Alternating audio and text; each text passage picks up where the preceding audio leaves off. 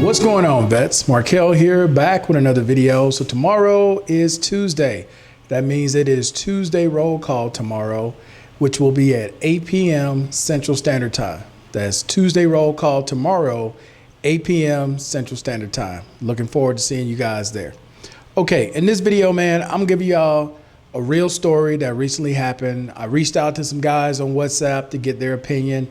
I already knew what I was gonna do, but I wanted to see if one of them had a different opinion than myself, where they would go, you know what, man, go ahead and do it. So here's what happened. So I have a close relative, a sibling, who has some financial trouble, right? They got behind on their car payment about 4 months.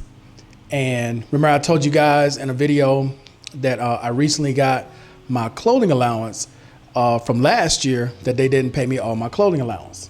So just as it turns out, I was getting ready to take that money and invest it in something because it's just sitting. I'm not doing anything with it. And the sibling reached out to me and was like, they need help. You know, they're behind on their car payment. You know, I'm asking the normal question, how you get behind on your car payment? What's going on? And I'll get to the rest of that. I'm not telling me the complete story, but just know that the amount that they asked for is almost to the T what I had got for the clothing allowance, right? I get 4 clothing allowance a year, so you can do the math. So, and they only paid me the one, and they paid me the wrong amount for the one that I did get. But anyway, though, I reached out to some guys, and all of them said no. You know, I asked Mike, and I'll share what Mike Mike said, hell no.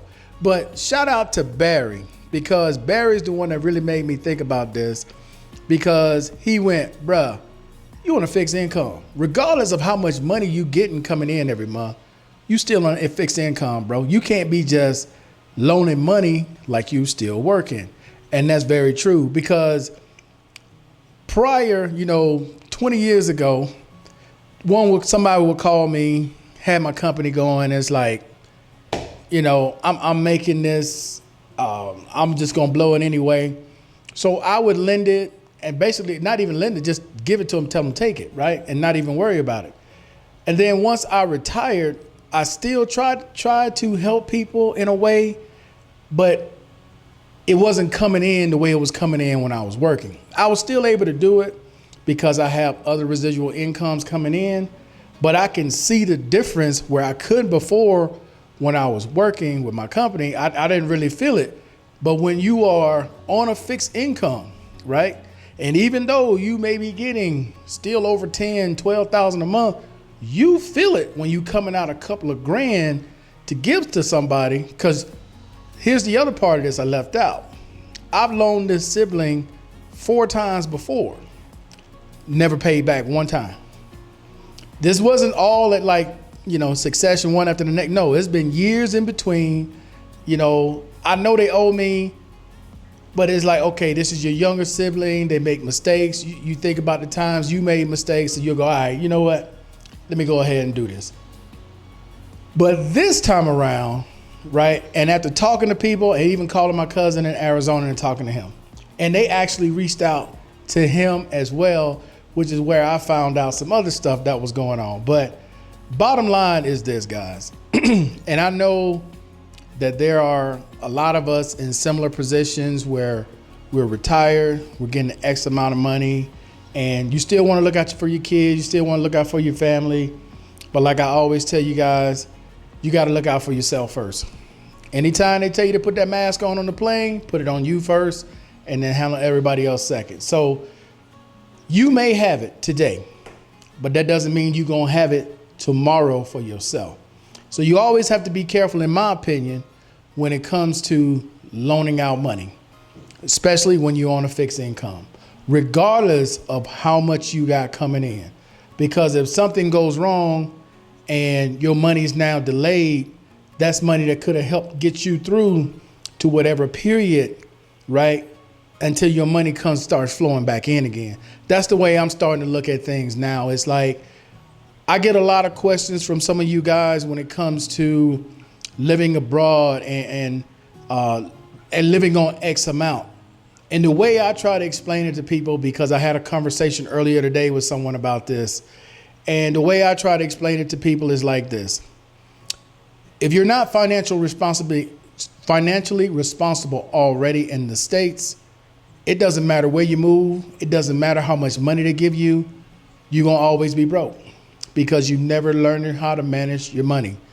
At the end of every month, you see nothing in your account. You got nothing in savings. You got nothing in your checking account. Credit cards are maxed out. That's poor finances right there, bro. You don't know how to manage money. And again, I had this conversation earlier with someone because I was like, look, we just got paid last week. I said, if something were to happen right now and you had to come out $3,000, could you do it?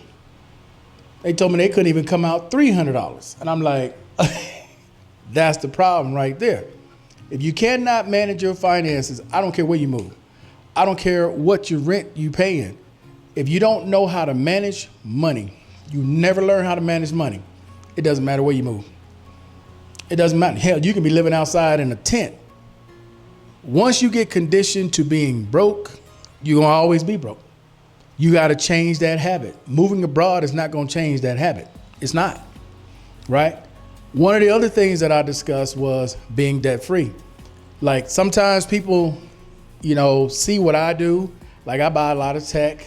I'll fly to different places. I got a driver, maid, chef, all that stuff, right?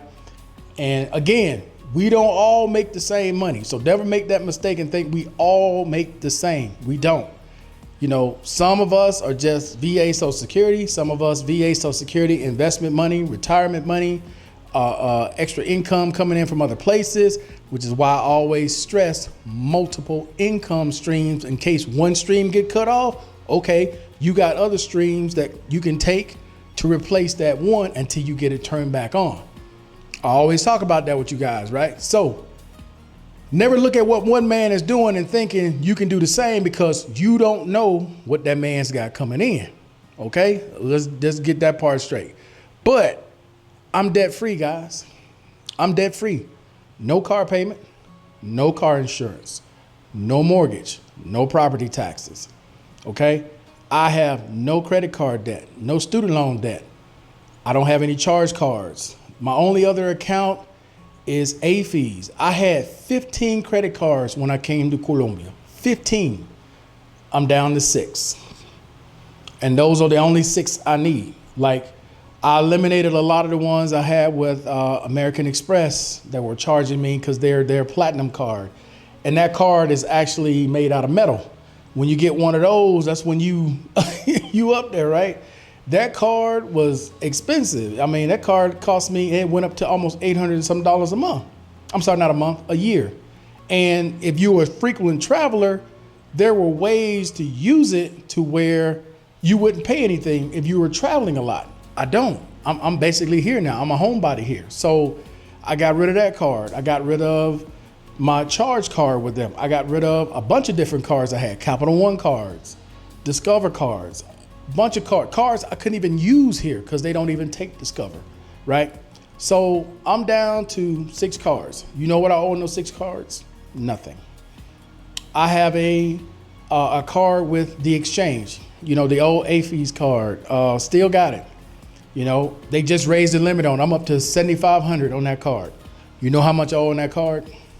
0.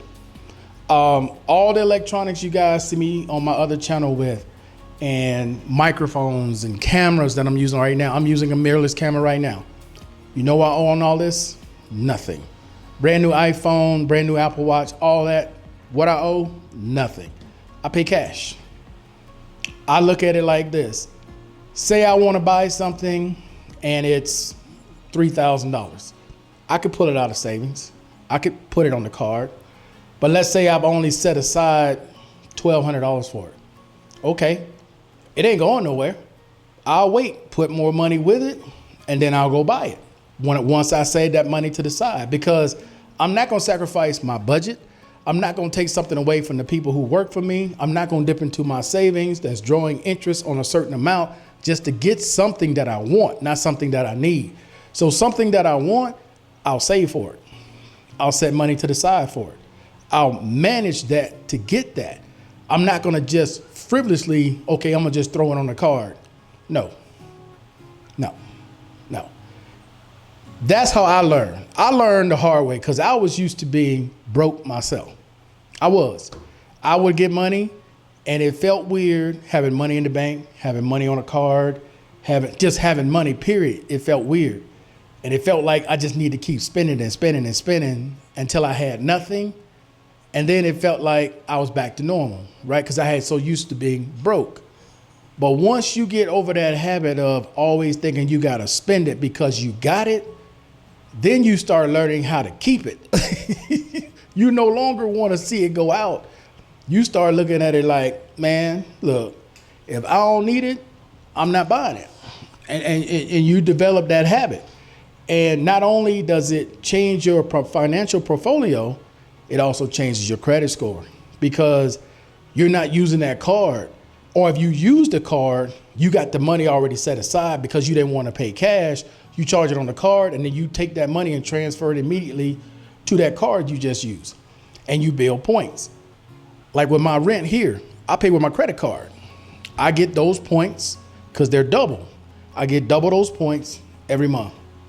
That way I can cash out that $50, $75 extra every month toward the end of the year. It adds up. So you just have to find a strategy. I know I went from loaning money and being on the fixed income to talking about financial responsibility, but these are questions that a lot of you vets have, especially for people like myself who live abroad, because the fantasy is, oh, once you go abroad, all your problems are solved. That's not it.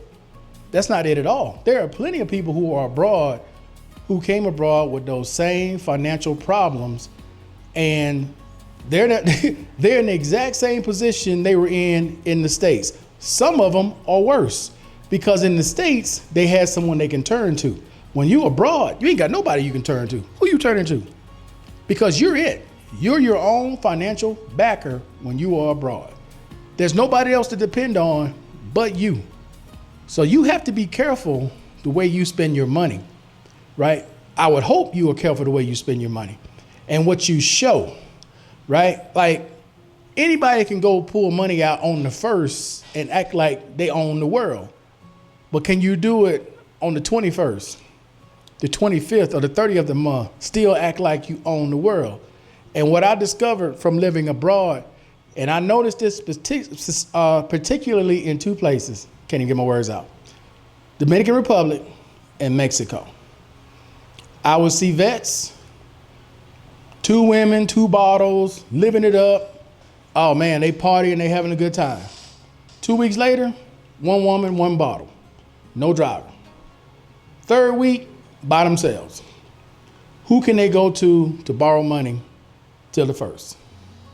That's a hard way to live. Or they'll ask, do you know where a pawn shop is? I'm like, why would I want to know where a pawn shop is in a developing country? They spent everything. It's like a cycle people bring with them from the States because they have this fantasy that if I move abroad, I'm going to save so much money. But if you never learned to save before you left, you're going to take those same habits with you everywhere you go. That's just the truth. But when it comes to loaning money, and I'll end it with this, when it comes to the kids, you know, you got to do what you got to do with your kids, okay?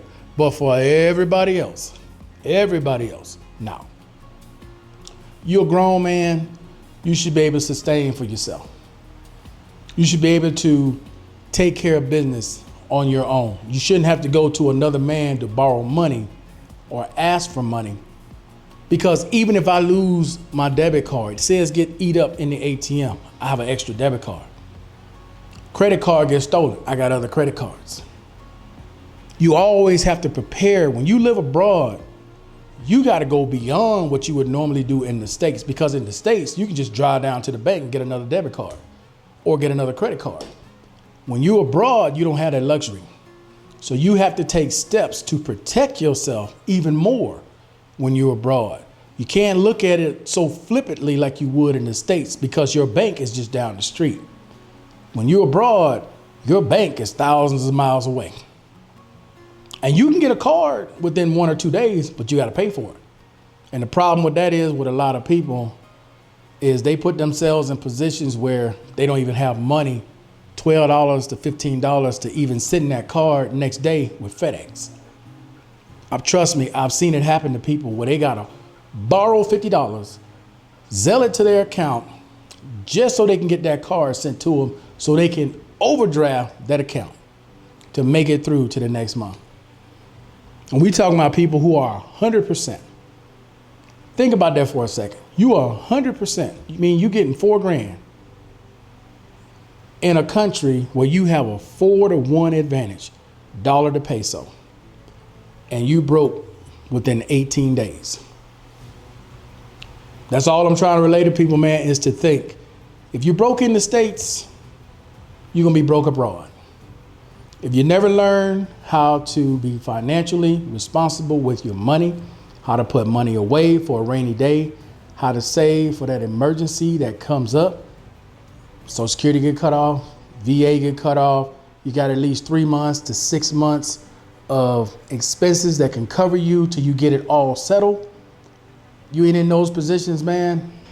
As most would tell you, you're not being financially responsible, especially when you're not working, you're on a fixed income, and you're living somewhere where your money is 4-to-1, or some of you guys are living in areas where it may be 5-to-1 or 6-to-1. What's the excuse at that point? All right, guys. So that's it for now. Don't forget, tomorrow is Tuesday roll call, 8 p.m. Central Standard Time. And with that being said, guys, that's it. I'm out. Peace.